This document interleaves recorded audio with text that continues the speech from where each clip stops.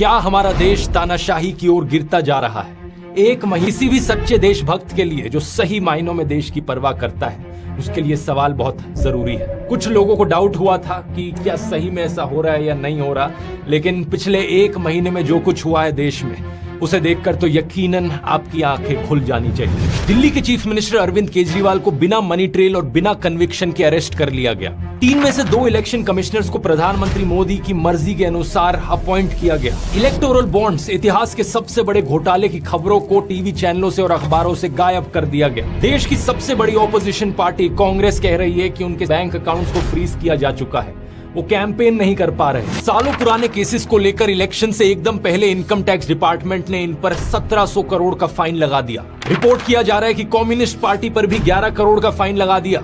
देश भर से खबरें आ रही हैं कि कैसे ऑपोजिशन के कैंडिडेट्स डिक्लेयर होते ही उन पर ईडी और आईटी के नोटिस आ जा रहे हैं। और कांग्रेस का तो ये तक कहना है कि उन्हें अखबारों में पेड एडवर्टाइजमेंट्स छापने तक नहीं दिया जा रहा। इसको छपवाने के लिए हमने नीचे अपना नाम भी दिया, सारा ब्यौरा दिया कि चंदा दो धंधा लो चल रहा था। इस विज्ञापन को छापने से मुख्य जो अखबार थे उन्होंने मना कर दिया। ये क्या हो रहा है देश में? क्या इस तरीके से इलेक्शंस लड़ी जाएंगी? हम लोग क्या कर सकते हैं यहाँ पर देश की डेमोक्रेसी को बचाने के लिए? इन सब सवालों के जवाब इस वीडियो में जानते हैं। और कुछ लोग जिन्हें अभी भी लगता है कि डेमोक्रेसी सुरक्षित है देश में अभी भी, या फिर जिन्हें लगता है कि तानाशाही अच्छी चीज होगी देश के लिए, इनके सवालों को भी आंसर करते हैं। शुरुआत करते हैं अरविंद केजरीवाल के अरेस्ट से। यह आजाद भारत के इतिहास में पहली बार है कि किसी सिटिंग चीफ मिनिस्टर को अरेस्ट किया गया हो, और वो भी तब जब कोर्ट में कोई गुनाह साबित तक नहीं हुआ। इससे पहले दिल्ली के एजुकेशन मिनिस्टर मनीष सिसोदिया को अरेस्ट किया था, दिल्ली के हेल्थ मिनिस्टर सत्येंद्र जैन को अरेस्ट किया था, आम आदमी पार्टी के एमपी संजय सिंह को अरेस्ट किया था, और ये सब लोग आज भी जेल में बंद हैं। मनीष सिसोदिया को 1 साल से ऊपर होने को हो रहा है और सत्येंद्र जैन को तो 2 साल होने को हो रहे हैं जेल में बंद रहे। सबसे हैरानी की बात यह है कि इनमें से किसी का भी गुनाह कोर्ट में साबित नहीं हुआ है। ईडी का आरोप है कि आम आदमी पार्टी के लीडर्स को 100 करोड़ रुपए की रिश्वत दी गई in exchange of undue benefits Delhi की एक्साइज पॉलिसी के तहत। लेकिन पार्टी की पॉलिटिशियन आतिशी कहती है कि 2 साल से ईडी और सीबीआई इस केस को इन्वेस्टिगेट किए जा रहे हैं, 500 से ज्यादा रेड कर चुके हैं, 1000 से ज्यादा विटनेसेस ला चुके हैं, लेकिन अभी तक एक भी सबूत इन्हें नहीं मिला इस चीज का जो साबित कर पाए कि आम आदमी पार्टी या इनके मिनिस्टर्स ने कुछ गलत किया हो। मनीष सिसोदिया के लॉयर ने यही चीज बताने की कोशिश करी थी दिल्ली हाई कोर्ट को कि यहाँ पर कोई मनी ट्रेल नहीं है। इनफैक्ट इस पॉलिसी से देश की जनता को फायदा हुआ क्योंकि सरकार का रेवेन्यू बढ़ गया था इस पॉलिसी की वजह से, जिसको बाद में इस्तेमाल किया जा सकता स्कूल और अस्पताल बनाने के लिए। तो सवाल ये उठता है कि अगर कोई सबूत ही नहीं है तो कोर्ट इन्हें बेल क्यों नहीं दे रहा? इसके पीछे कारण है PMLA,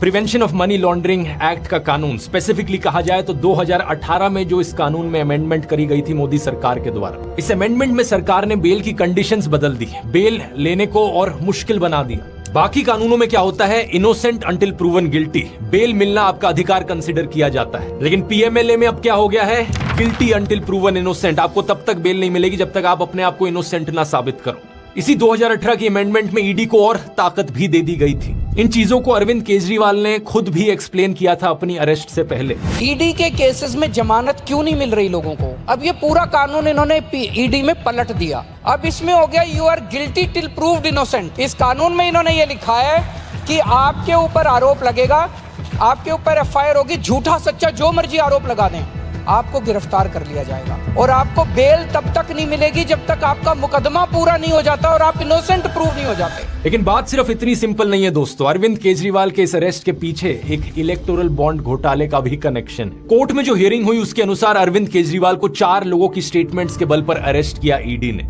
उनमें से एक इंसान है शरद चंद्र रेड्डी, जो कि ऑरबिंदो फार्मा कंपनी के हेड हैं। 9 नवंबर 2022 की बात है कि ईडी ने रेड्डी को बुलाया था पूछताछ के लिए इस एलिजिड लिकर स्कैम के केस में। उन्होंने जो स्टेटमेंट दी उस दिन वो केजरीवाल के फेवर में थी, लेकिन अगले ही दिन 10 नवंबर 2022 को ईडी इन्हें अरेस्ट कर लेती है। इनके अरेस्ट होने के सिर्फ 5 दिन बाद इनकी कंपनी ऑरबिंदो फार्मा ने 5 करोड़ रुपए का चंदा डोनेट किया बीजेपी को इलेक्टोरल बॉन्ड्स के जरिए। ये चीज हम जानते हैं इलेक्टोरल बॉन्ड डेटा को देखकर। आप क्रोनोलॉजी समझ लीजिए। ये करीब 6 महीने तक जेल में रहते हैं। अरविंद केजरीवाल ने कोर्ट में कहा कि इन्होंने 9 अलग अलग स्टेटमेंट्स दी इस 6 महीने के पीरियड में, जो कि सारी स्टेटमेंट्स केजरीवाल के फेवर में थी। उसकी अरेस्ट हुई, उसके बाद उसके 9 स्टेटमेंट्स होते हैं। मैं 9 स्टेटमेंट्स वो मेरे खिलाफ नहीं बोलता। उसके बाद 6 महीने उसको अरेस्ट करने के बाद 25 अप्रैल को वो टूट जाता है। लेकिन 25 अप्रैल 2023 को 6 महीने जेल में रहने के बाद अगली स्टेटमेंट जो देते हैं वो केजरीवाल के खिलाफ होती है। अगले ही महीने मई 2023 को ईडी इन्हें इन्हें बेल दे देती है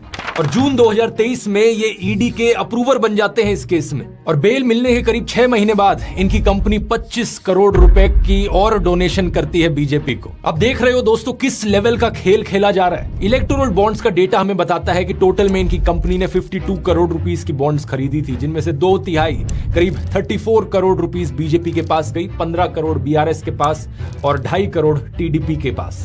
यही कारण कि आतिशी ने कहा कि इस एलिजिड लिकर स्कैम का जो मनी ट्रेल है वो आम आदमी पार्टी के पास नहीं बल्कि बीजेपी के पास जाता है। ये है मनी ट्रेल, शरद चंद्र रेड्डी की कंपनियों द्वारा दिया गया भारतीय जनता पार्टी के बैंक अकाउंट में पैसा। जो बाकी 3 लोग हैं जिनकी स्टेटमेंट्स की वजह से अरविंद केजरीवाल को अरेस्ट किया गया, उनकी कहानियों में भी ऐसी ही क्रोनोलॉजीज आपको देखने को मिलेंगी। शायद यही कारण कि अरविंद केजरीवाल एक के बाद एक समन्स मिस किए जा रहे थे ईडी के, और उन्होंने ईडी के इन सारे समन्स को इलीगल ठहराया। उनके अनुसार ईडी का मकसद सिर्फ और सिर्फ इन्हें किसी भी बहाने से अरेस्ट करना था, जिससे कि पार्टी को खत्म किया जा सके और दिल्ली और पंजाब की सरकारों को गिराया जा सके। एक 8 मिनट की ऑडियो रिकॉर्डिंग है इस केस की, जब अरविंद केजरीवाल खुद को कोर्ट में डिफेंड कर रहे थे। अगर आप वो सुनना चाहें तो उसका लिंक डिस्क्रिप्शन में है। अरविंद केजरीवाल के अरेस्ट पर रिएक्ट करते हुए कांग्रेस पॉलिटिशियन राहुल गांधी ने कहा, डरा हुआ तानाशाह एक मरा हुआ लोकतंत्र बनाना चाहता है। नेताओं को धमकाया जाता है, पैसे देकर सरकारों को गिराया जाता है, नेताओं को जेल में डाला जाता है। ये पूरी की पूरी मैच फिक्सिंग करने की कोशिश की जा रही है। मीडिया समेत सभी संस्थाओं पर कब्जा,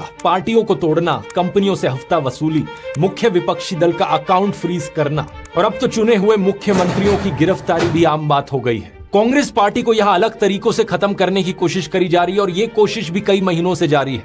पिछले साल अगस्त के महीने में राहुल गांधी पर एक बहुत ही अजीबोगरीब डिफेमेशन केस किया गया, जिसके जरिए उन्हें डिस्क्वालीफाई करने की कोशिश करी गई थी। वो तो सुप्रीम कोर्ट ने इसे होने से रोक दिया, नहीं तो आज के दिन देश की 2 सबसे बड़ी ऑपोजिशन पार्टीज के टॉप लीडर्स जेल में होते। लेकिन अब क्या किया जा रहा है? कांग्रेस का दावा है कि उनके बैंक अकाउंट्स को फ्रीज कर दिया गया है। इसके पीछे क्या कारण दिया जा रहा है? इनकम टैक्स डिपार्टमेंट का कहना है कि कांग्रेस ने अपने रिटर्न्स फाइल नहीं किए थे डेडलाइन के टाइम पर। इसके अलावा एक 31 साल पुराना केस कांग्रेस का खोला जा रहा है। 1993-1994 का इनकम टैक्स डिपार्टमेंट का कहना है कि वहां पर कुछ हुआ था उस समय पर, अब हम उसका पीनल चार्जेस मांगते हैं। और 29 मार्च को आईटी डिपार्टमेंट ने 1700 करोड़ का नोटिस दिया कांग्रेस पार्टी को। और सेम दिन रिपोर्ट में आया कि कम्युनिस्ट पार्टी पर भी 11 करोड़ रुपए की पेनल्टी लगा दी आईटी डिपार्टमेंट ने। किस कारण से? क्योंकि उन्होंने पुराना पैन कार्ड यूज किया था। हर एक ऑपोजिशन पार्टी को इसी तरीके से टारगेट किया जा रहा है। इस ट्वीट को देखिए। टीएमसी पार्टी के कैंडिडेट साकेत गोखले ने लिखा कि पिछले 72 घंटे में इन्हें 11 अलग अलग इनकम टैक्स के नोटिस आ गए। कुछ तो 7-7 साल पहले के नोटिस हैं। क्या ऐसे होंगी देश में फ्री और फेयर इलेक्शंस? हालातों को देखकर इस फिल्म की याद आती है, द डिक्टेटर नाम की एक कॉमेडी फिल्म, जो कि एक सैटारिकल कहानी सुनाती है एक फिक्शनल डिक्टेटर की। रेस जीतने के लिए डिक्टेटर किसी भी हद तक जाने को तैयार है। आज जो भी ये सब हो रहा है देश में, इसकी खबर दुनिया भर में पहुंच रही है दोस्तों। पहले जर्मनी की तरफ से स्टेटमेंट आई, फिर अमेरिका ने स्टेटमेंट दी और अब तो यूनाइटेड नेशंस भी कहने लग रहा है। वो उम्मीद करते हैं कि इंडिया में लोग फ्री और फेयर तरीके से वोट कर पाएंगे, सबके राइट्स को प्रोटेक्ट किया जाएगा। सरकार के इन कारनामों की वजह से दुनिया भर में भारत की रेपुटेशन नीचे गिर रही है। कुछ बीजेपी के पॉलिटिशियंस तो अब ओपनली कह रहे हैं हम 400 से ज्यादा सीट लाना चाहते हैं ताकि हम देश का कॉन्स्टिट्यूशन बदल सकें। इस खबर को देखो, 27 मार्च को शिवसेना ने अपने पॉलिटिशियन अमोल कीर्तिकर को कैंडिडेट घोषित किया। ये हुआ सुबह के 9 बजे और सिर्फ 1 घंटे बाद 10 बजे इन्हें ईडी का नोटिस आ गया। अमोल कीर्तिकर जी जैसे उनका नाम घोषित हुआ, उनको ईडी का समन्स आया। ये दबाव तंत्र है, ये डराने की कोशिश है। एनसीपी के लीडर प्रफुल्ल पटेल याद है, इन पर एक भारी आरोप लगाया गया था करप्शन केस का बीजेपी के द्वारा। 8 महीने पहले इन्होंने लेकिन अपनी पार्टी तोड़कर बीजेपी की अलायंस ज्वाइन कर ली थी और इसका नतीजा क्या हुआ? 29 मार्च की इस खबर को देखो। जो भी केस सीबीआई ने चलाया था इनके खिलाफ, उसे अब बंद कर दिया गया। अब मोदी सरकार कहती है कि यहाँ कोई करप्शन नहीं था। ऐसे ही बहुत से और केसेस हैं, जैसे कि नवीन जिंदल का केस देखो। ये कांग्रेस के कैंडिडेट थे, इन पर कोलगेट स्कैम का आरोप लगा था, लेकिन 25 मार्च को बीजेपी ज्वाइन करते हैं और अचानक से इन्हें बीजेपी का टिकट मिल जाता है। ये सब देखने के बाद भी कुछ लोग इतने बेशर्म हैं कि वो फिर भी कहते हैं, अरे अगर ये नहीं तो और कौन। हालत देख रहे हो देश में क्या हो गई है। हालत ये हो गई है कि कोई भी और ऑप्शन यहाँ पर बेहतर है। देश में इलेक्शंस को फेयर तरीके से कंडक्ट करवाने की रिस्पॉन्सिबिलिटी आती है इलेक्शन कमीशन के ऊपर, लेकिन वहां अपनी अलग कहानी चल रही है। 9 मार्च 2024 को इलेक्शन कमिश्नर अरुण गोयल ने अपनी पोस्ट से रिजाइन कर दिया। Chief election commissioner Rajiv Kumar का कहना था कि उन्होंने ये इस्तीफा दिया क्योंकि हेल्थ कंसर्न्स थे उनको, लेकिन द हिंदू अखबार के अनुसार उनके पास के जो लोग थे उनका कहना है कि एक्चुअली में अरुण गोयल की जो हेल्थ थी वो परफेक्ट थी। कारण इसके पीछे ये बताया जा रहा है कि chief election commissioner Rajiv Kumar और इलेक्शन कमिश्नर अरुण गोयल के बीच में असहमतियां थी। अब इसके अलावा एक और इलेक्शन कमिश्नर की पोस्ट खाली पड़ी थी। देश में 3 इलेक्शन कमिश्नर्स होते हैं। इनके रेजिग्नेशन के बाद 2 पोस्ट खाली हो गई। 2 नए इलेक्शन कमिश्नर्स को कैसे अपॉइंट किया जाए और कौन अपॉइंट करेगा, मैंने पिछले वीडियो में आपको बताया था कि मार्च 2023 में 5 जज कॉन्स्टिट्यूशन बेंच था सुप्रीम कोर्ट का, जिन्होंने ऑर्डर किया कि इलेक्शन कमिश्नर्स की अपॉइंटमेंट होनी चाहिए 3 लोगों की कमेटी के द्वारा, prime minister, leader of opposition और चीफ जस्टिस ऑफ इंडिया। लेकिन मोदी सरकार करीब 3.5 महीने पहले एक नया कानून लाई यहां पर और कहा कि नहीं, इलेक्शन कमिश्नर्स की अपॉइंटमेंट में चीफ जस्टिस नहीं होंगे, हमारी ही सरकार का यूनियन मिनिस्टर होगा और प्राइम मिनिस्टर होंगे और एक लीडर ऑफ ऑपोजिशन सही। इसके अनुसार 2 नए इलेक्शन कमिश्नर्स अपॉइंट किए जाते हैं। 3 लोगों की जो कमेटी बनाई गई उसमें थे प्रधानमंत्री मोदी, दूसरे थे होम मिनिस्टर अमित शाह और तीसरे थे एक ऑपोजिशन पॉलिटिशियन अधीर रंजन चौधरी। लेकिन इस अपॉइंटमेंट के वक्त भी प्रॉपर प्रोसीजर नहीं फॉलो किया गया। अधीर रंजन चौधरी ने कहा कि एक रात पहले उन्हें 212 नामों की लिस्ट दी गई और मीटिंग से एकदम पहले उन्हें 6 नामों की शॉर्टलिस्ट दी गई और उन्हें समय ही नहीं दिया गया जज करने के लिए कि किसे अपॉइंट करना चाहिए, उनका बैकग्राउंड क्या है, लोगों का उनका एक्सपीरियंस कितना है, उनकी इंटीग्रिटी कितनी है। प्रधानमंत्री मोदी और अमित शाह ने अपनी मर्जी से इन 2 इलेक्शन कमिश्नर्स को अपॉइंट कर दिया। सुप्रीम कोर्ट ने अपनी तरफ से कंसर्न जरूर एक्सप्रेस किया कि यह गलत है कि इस तरीके से सही डिटेल्स नहीं दिखाई गई, लेकिन उसके अलावा कोर्ट ने कोई एक्शन नहीं लिया। कोर्ट ने कहा कि बहुत केओस हो जाएगा अगर हम 2 अपॉइंटमेंट्स को रोक दे तो कौन थे ये 2 नए इलेक्शन कमिश्नर्स जिन्हें अपॉइंट किया गया? पहले थे ज्ञानेश कुमार, एक रिटायर्ड आईएएस ऑफिसर जो कि एक्चुअली में 2016 से 21 के बीच में होम मिनिस्ट्री के अंदर काम करते थे अंडर अमित शाह। दूसरे है सुखबीर संधू जो कि रिटायर्ड आईएएस ऑफिसर है और 2014 से लेकर 2023 के बीच में इन्होंने पहले ministry of human resource development में काम किया, चेयरपर्सन ऑफ NHAI रहे और चीफ सेक्रेटरी रहे उत्तराखंड के। क्या इन इलेक्शन कमिश्नर से एक्सपेक्ट किया जा सकता है कि ये फेयर तरीके से लोकसभा की इलेक्शंस कंडक्ट करवाएंगे? ये टाइम ही बताएगा। अब हमारे देश में अगर कोई इंस्टीट्यूशन सही तरीके से काम नहीं कर रहा है तो जिम्मेदारी जुडिशरी पर आती है, लेकिन देश के कोर्ट्स में भी जो कहानी चल रही है वो भी ज्यादा अलग नहीं है। 8 मार्च को एक बहुत ही शॉकिंग केस देखने को मिला। कैलकाटा हाई कोर्ट के जज अभिजीत गांगोपाध्याय ने अपनी पोजीशन से रिजाइन कर दिया और कुछ ही दिनों बाद फॉर्मली भारतीय जनता पार्टी को ज्वाइन कर लिया। इन्होंने खुद एडमिट किया कि रेजिग्नेशन से पहले ही इन्होंने बीजेपी को अप्रोच किया था और एक रीसेंट इंटरव्यू में इन्होंने बताया कि इन्हें बड़ी मुश्किल होती है गांधी और गोडसे के बीच चुनने में। ऐसे जजेस अगर पॉलिटिकल पार्टीज के कांटेक्ट में रहेंगे तो क्या हमारी जुडिशरी को आजाद कहा भी जा सकता है?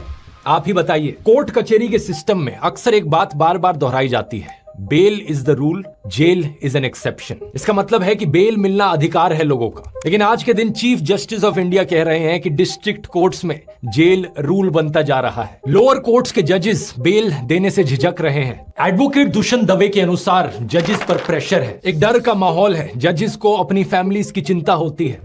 अब कुछ लोग कहेंगे कि अगर देश में हालत सही में इतनी बुरी है तो मैं ये वीडियो कैसे बना पा रहा? अगर देश सही में डिक्टेटरशिप की ओर गिरता जा रहा है तो मेरा मुंह बंद कैसे नहीं कराया गया अभी तक? अगर लोकतंत्र खत्म हो जाए तो ऐसी चीज चल ही नहीं सकती है यहाँ पे। द प्रिंट के शेखर गुप्ता ने भी यही आर्ग्यूमेंट उठाया था मेरे पिछले वीडियो के बाद। इन सब लोगों के लिए मेरा एक सवाल है, स्क्रीन पर इस वीडियो को देखो और मुझे बताओ कि ये गाड़ी टूटी हुई है या सही सलामत है।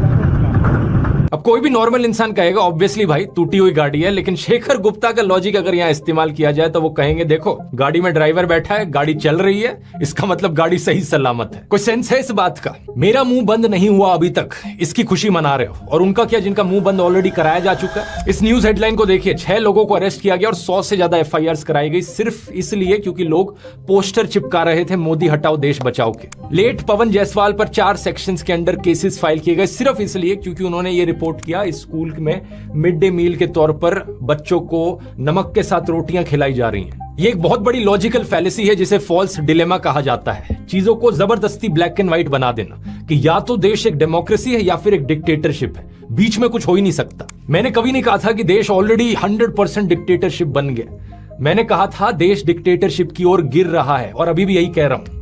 ये डेमोक्रेसी और डिक्टेटरशिप ये एक स्पेक्ट्रम है, एक स्केल है बहुत बड़ा। अलग अलग तरीके हैं जो डेमोक्रेसी मेजर करने के, वो भी 0 to 10 के बीच में नंबर देते हैं। अलग अलग टर्म्स का इस्तेमाल किया जाता है। अगर बहुत अच्छी चल रही है देश में डेमोक्रेसी तो फुली फंक्शनल लिबरल डेमोक्रेसी, उसके बाद है वर्किंग डेमोक्रेसी, खराब है डेमोक्रेसी तो फ्लॉड डेमोक्रेसी, उसके बाद डेफिशिएंट डेमोक्रेसी, उसके बाद इलेक्टोरल ऑटोक्रेसी, फिर हाइब्रिड रजीम और आखिर में अथॉरिटेरियन रजीम जो एक्चुअल डिक्टेटरशिप। लोगों को अपनी गाड़ी की इतनी चिंता होती है कि एक छोटा सा स्क्रैच या डेंट भी लग जाता है ना, चिल्लाने लग जाते हैं, वो गुस्से में आ जाते हैं। और यहाँ डेमोक्रेसी की गाड़ी पर ऐसे डेंट मारे हैं, इस तरीके से धज्जियां उड़ा दी गई हैं इस गाड़ी की कि लोग हैरान है देखकर कि गाड़ी अभी भी चल कैसे पा रही है। अगर आप अपने आप को देशभक्त कहते हो और गाड़ी की ये हालत देखकर भी अपनी आवाज नहीं उठाते तो क्या आप देशभक्त कहलाने लायक भी हो?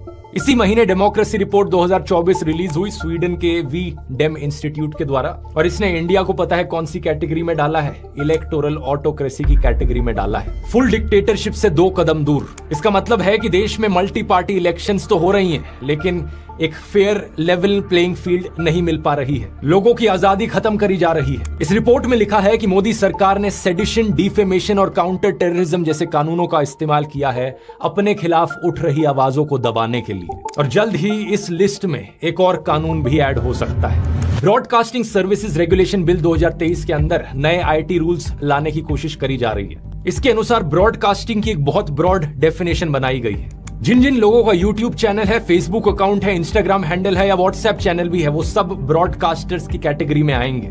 हर ब्रॉडकास्टर को सरकार के सामने जाकर रजिस्टर करना पड़ेगा और सरकार की एक सेंट्रल इवैल्यूएशन कमेटी होगी जिसको बहुत ज्यादा पावर्स दी गई हैं। ब्रॉडकास्टर सिर्फ वही वीडियोस या मैसेजेस भेज सकते हैं लोगों को जो इस कमेटी के द्वारा अप्रूव किए गए हों, except for specific programmes exempted by the government. इस कानून के तहत सरकार के पास यह भी पावर होगी कि बिना प्रायर नोटिस के वो यूट्यूबर्स की इक्विपमेंट को जाकर सीज कर ले। तो एक बात तो पक्की है कि सोशल मीडिया पर भी लोगों की आवाज बंद करने की पूरी तरीके से कोशिश करी जा रही है। और जब मेरी आवाज फाइनली पूरी तरीके से बंद हो जाएगी तब क्या जवाब दोगे? तब क्या आर्ग्यूमेंट बचेगा? अरे कोई बोलने वाला ही नहीं बचा, इसका मतलब डेमोक्रेसी अच्छी चल रही है देश में। और इस गलत फहमी में मत रहना कि भाई मैं तो सरकार का सपोर्टर हूँ, मोदी सपोर्टर हूँ, मेरा कुछ नहीं जा रहा। अगर देश डिक्टेटरशिप बन भी जाए तो भी मेरे लिए तो सब अच्छा चलता रहेगा। सोनम वांगचुक भी एक बार सरकार को सपोर्ट करते थे जब आर्टिकल 370 हटाया गया था। मेरे ख्याल से ये लद्दाख के लिए बहुत ही खुशी की बात है, उसकी हक थी वो उससे वापस मिला है। लेकिन जब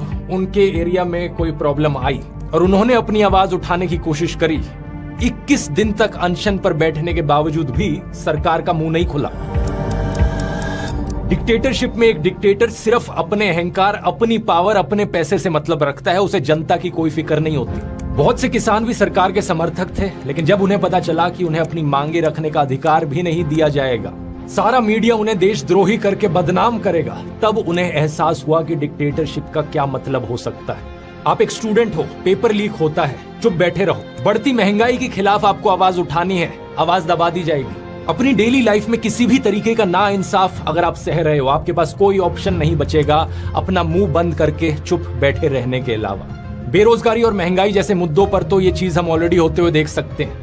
अगस्त 2023 में minister of state Jitendra Singh ने पार्लियामेंट को बताया कि 9,60,000 से ज्यादा सेंट्रल गवर्नमेंट जॉब्स वेकेंट पड़ी हैं। प्राइवेट जॉब्स की बात करी जाए तो हायरिंग प्लेटफॉर्म इंडीड ने फरवरी के इस साल में बताया कि दिसंबर 2021 से फ्रेशर जॉब पोस्टिंग्स डिक्लाइन होती जा रही हैं। मार्च 2024 की ये रिपोर्ट फ्रंटलाइन की है। आईटी सेक्टर में भी हायरिंग डिक्लाइन देखने को मिल रहा है। जॉब्स की सिचुएशन इतनी खराब है कि हरियाणा सरकार को 10,000 से ज्यादा कॉन्ट्रैक्चुअल लेबर की नौकरियां एडवर्टाइज करनी पड़ी इजराइल में, एक ऐसा देश जो वॉर जोन बना बैठा है। हरियाणा के यूथ को वहां भेजा जा रहा है सरकार के द्वारा। ये हालत है देश में जॉब्स की। और महंगाई की तो क्या ही बात करनी, पेट्रोल का दाम 90 रुपए से लेकर 110 रुपए तक पहुंच चुका है। जनवरी 2024 की रिपोर्ट बताती है कि यूनाइटेड नेशंस का जो फूड प्राइस इंडेक्स है वो ग्लोबल फूड इन्फ्लेशन को -10.1% पर डालता है। यानी दुनिया भर में खाने के प्राइसेस कम हो रहे हैं, लेकिन इंडिया में फूड प्राइस इंडेक्स इन्फ्लेशन क्या है दिसंबर 2023 की 9.5% पर। सरकार खुद 80 करोड़ से ज्यादा लोगों को फ्री खाना बांटती है। बताओ क्या जरूरत पड़ी 80 करोड़ लोगों को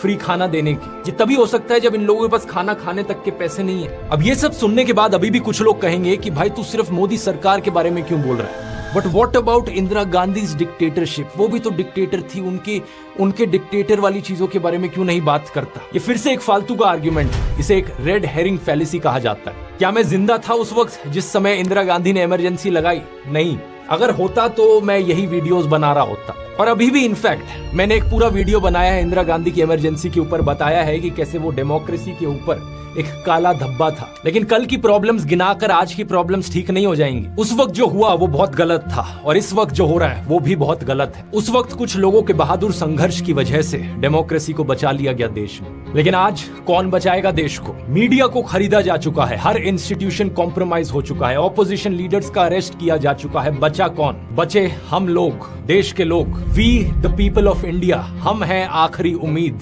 जैसे इमरजेंसी के समय में लोगों ने भारी संख्या में अपनी आवाज उठाई थी और उसके बाद जो इलेक्शंस हुई उसमें इंदिरा गांधी को हरा दिया था, उसी जज्बे से आज देश की जनता को इस अनडिक्लेयर्ड इमरजेंसी के खिलाफ आवाज उठाने की जरूरत है। अगर आप भारत माता की जय कहते हो तो भारत माता को बचाने के लिए तैयार भी रहो। अगर गांधी जी, भगत सिंह, नेताजी बोस की रिस्पेक्ट करते हो तो उनके जैसा जज्बा भी लेकर आओ। जो आजादी उन्होंने अपना खून पसीना बहाकर दिलवाई है, उस आजादी की रक्षा करना, इंडियन डेमोक्रेसी को बचाना हमारा धर्म है। इस वीडियो को देखने वाला हर एक इंसान अब से अपने आप को लोकतंत्र का रक्षक समझे।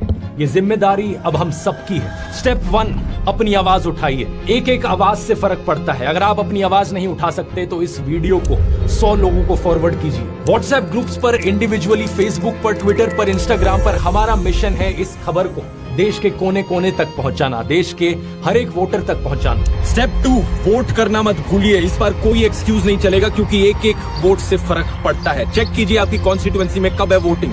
अगर आप देश के बाहर होंगे तो आ जाइए वोट करने, क्योंकि इस बार सब कुछ दांव पर है। इस लिंक पर जाइए, ये लिंक डिस्क्रिप्शन में भी मिल जाएगा, चेक करने के लिए कि आप वोटिंग के लिए ऑलरेडी रजिस्टर्ड है या नहीं। अगर आपका नाम इस लिस्ट में नहीं आता, इसका मतलब आप वोटिंग के लिए रजिस्टर्ड नहीं है। वोटर रजिस्ट्रेशन कंप्लीट करने के लिए इस लिंक पर जाइए, ये भी नीचे डिस्क्रिप्शन में मिल जाएगा। स्टेप 3, अपने आसपास लोगों तक बात पहुंचाइए। क्या आप जानते हैं देश में 30 से 35% एलिजिबल वोटर्स वोट डालने ही नहीं जाते।